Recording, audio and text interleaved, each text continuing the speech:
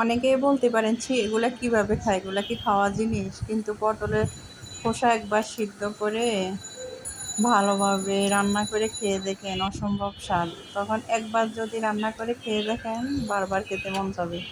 যারা কখনো খান নাই, একবার ট্রাই করে দেখতে পারেন। এই যে সিদ্ধ হয়ে গেছে, তার সাথে দিয়ে দিলাম নারকেল আর হচ্ছে মাছের ডিম দুইটাই ফ্রিজে প্রয়োজন করা ছিল।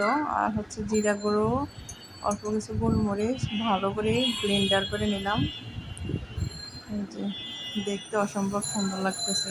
আসলে এটা কঠিন কিছু না রান্না করাটা। নর্মাল তরকারি যেভাবে ভাজি করে ওইভাবে করে নিতে পারেন।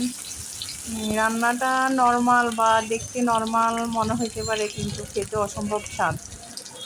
যারা কখনো খান নাই, আমি আবারও বলতেছি, একবার হলো খেয়ে দেখেন রান্না করে, আসলে ভাল লাগে অনেক।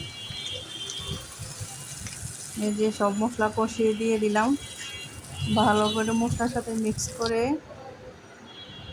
ভালো করে কষিয়ে নিলাম। দেখছেন ঝোলটা একদম পুরো শুকিয়ে গেছে। শুকানোর পরে আরও কিছু ঝোল দিয়ে দিলাম। ঝোল দিয়ে ভালোভাবে নেড়ে এগুলো আরও সিদ্ধ হয়ে যাবে, তো তখন খেতে অসম্ভব স্বাদ লাগবে। আমার ভিডিওতে কথায় যদি ভুল হয়ে থাকে ক্ষমা করে দিবেন। আল্লাহ।